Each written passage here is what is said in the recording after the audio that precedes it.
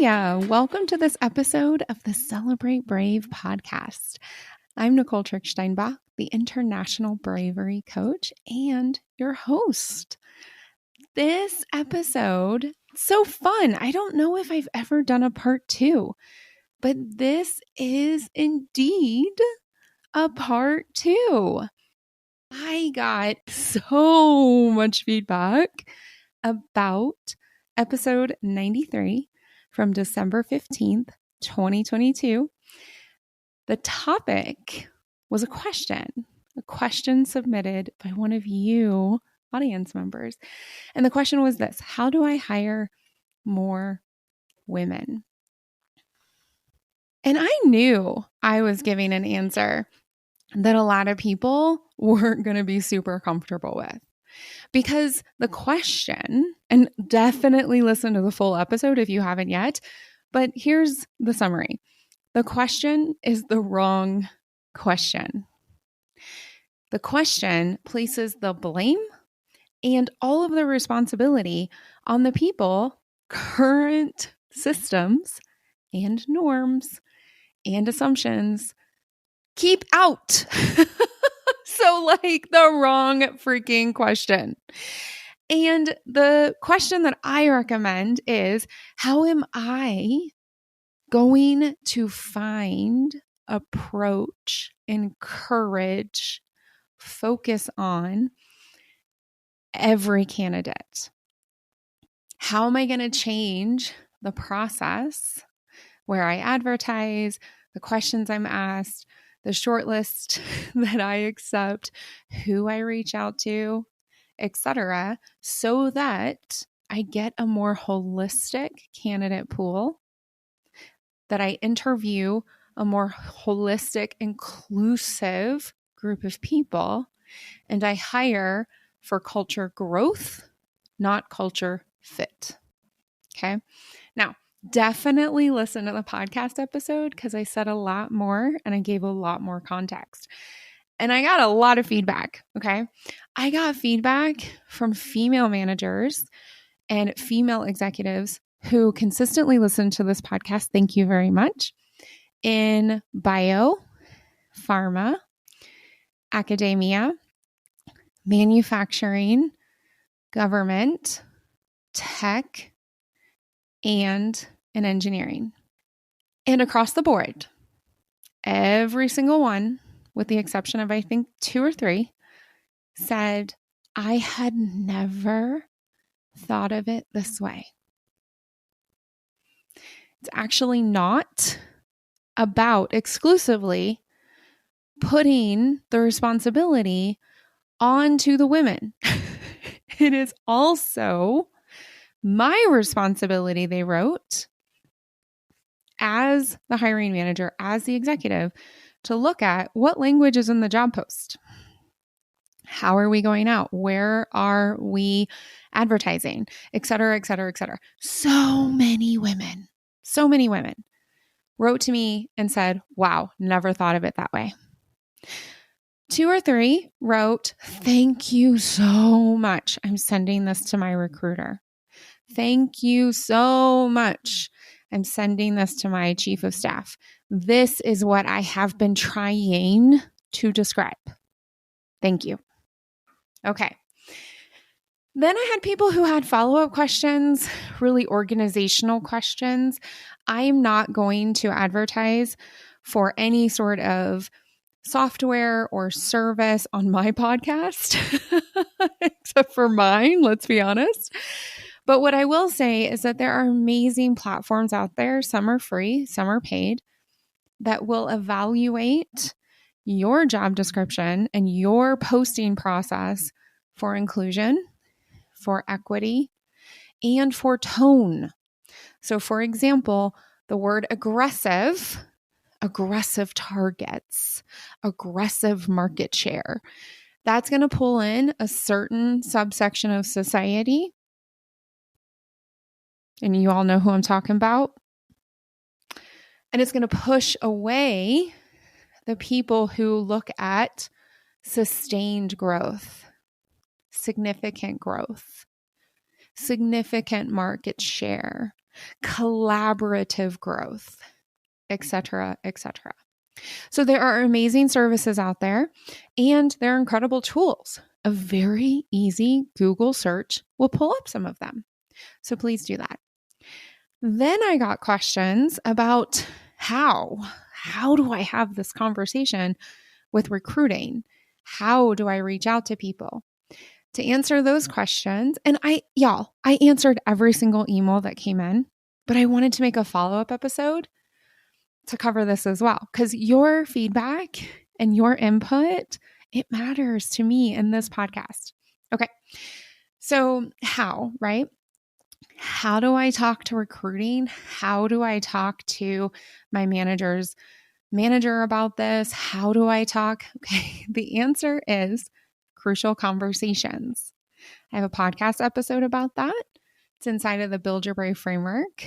It totally turns important and potentially difficult conversations on its head so that you can have clarity, you can have momentum, you can stay in your accountability, the Build Your Brave framework, so that you create a win-win situation, or you create a situation where you're not the problem. You actually know what the problem is, right? So crucial conversations. And the second part about, what do you mean advertising? What do you mean reaching out? What do you mean about? That's spider networking.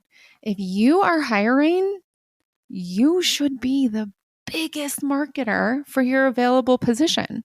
That means you really should, and y'all, I don't like the word should a lot of the times, but in this case, you really must. Let's be real. You must reach out to your network. And I don't mean post it on LinkedIn one go.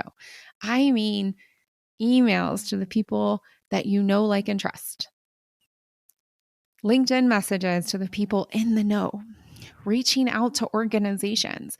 For example, if you are hiring in tech, Anita B is a great organization. You're going to get a lot of women and a lot of non-binary people through that channel.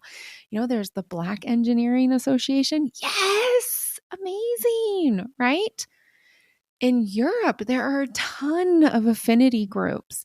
It is your job to use your spider network to market your position. This is your team, your KPIs. This is indeed part of your role.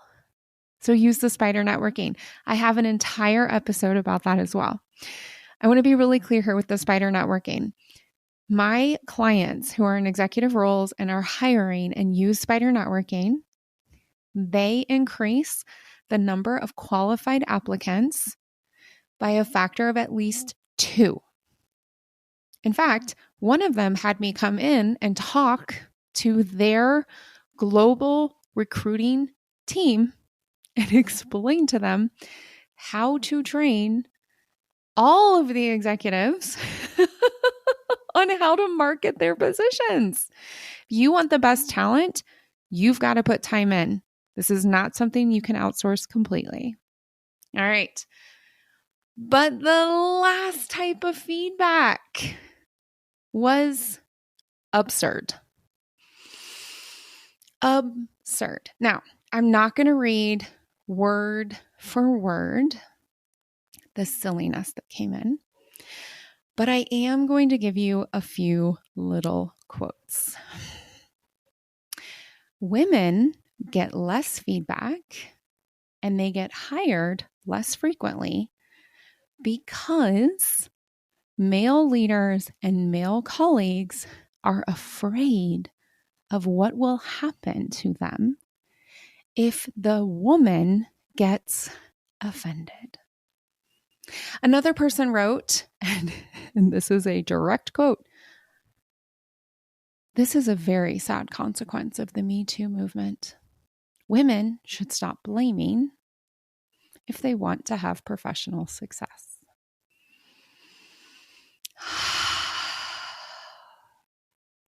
Y'all, listen. I got so many of these emails that I actually started to copy and paste my responses. You want to know why? Well, a lot of these came over social media, and you Some of them just got flat blocked because my block game is strong. But some people, while some of these men had these sentences in their email, overall, I perceived the tone as, hey, I want to help. Here's an experience you may not have thought about. Those people deserve one response. And now I'm going to share with you my one response. This is a direct reading. And there was a typo in my copy and paste, which hilarious, but also it's me. Here we go. To the feedback that it's women's fault because men are scared of being offended. What a pity to read of such failure in internal leadership and trust of themselves. I'd guess the folks who are thinking they are silenced or feel on shaky ground are more familiar now that their statements and approaches have been ill-informed at best. I hope they leverage support from men who are better informed, reflect and grow as humans, and listen to women when they share statements and approaches are poor. What once was acceptable isn't anymore. And we all get to grow and benefit from higher standards and greater inclusion. We all get to grow and benefit from higher standards and greater inclusion. This is a message directly to the people making excuses for not hiring women and for not giving feedback to women. I have another podcast episode about that. Got the same kind of silly, absurd feedback.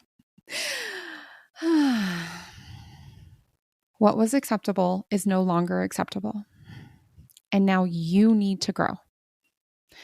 Women, people of color, immigrants all over the world, we are more connected, we are more informed, and we have more options. If you want to stay in the game, you have to grow. You have to listen, you have to reflect, and you have to support each other. You have to get very clear. You have to create momentum towards your own growth, towards organizational growth, and towards the growth of inclusion. And then you have to hold yourselves accountable. That is not our job. Our job is to do the same things for ourselves and for the organizations lucky enough to have us in their organizations. And now a special message to the core of my audience. In between 70 and 75% of you are women. There's so much opportunity. There's so much possibility. And you deserve to experience a space that is inclusive and welcoming, a space of mutual growth, a space of cultural growth, of brave spaces. If that's not currently your reality, you can make it your reality. My clients build the skill of bravery, and you can too. When you are brave, you have clarity, you have momentum, and you have accountability towards the life and the career that you really want. So that you're no longer wondering, how can I get hired as a woman? And you're no longer accepting this idea that men feeling uncomfortable is somehow our fault. Instead, you boldly move forward to your specific bravery, to your unique goal, and you enjoy a lot more of your life because you are stressing less, you are working less, and you are earning more. This is all available to you, and I can help. Until next week, brave it up. Hey, before you go, if you find the brave concepts I share in this podcast useful and you want personal, in-depth support to reach your brave goals, I invite you to apply for my 6-month one-on-one Build Your Brave coaching package. I coach you and I teach you everything you need to know to get clear, get going, and become your brave you. Imagine you and me together for 6 months, building your bravery so that no matter your goal, no matter where you're starting, we celebrate your results. You will stress less, you will work less, and you will earn a lot more. Go to tricksteinbach.com and schedule your consultation. Till next week, brave it up.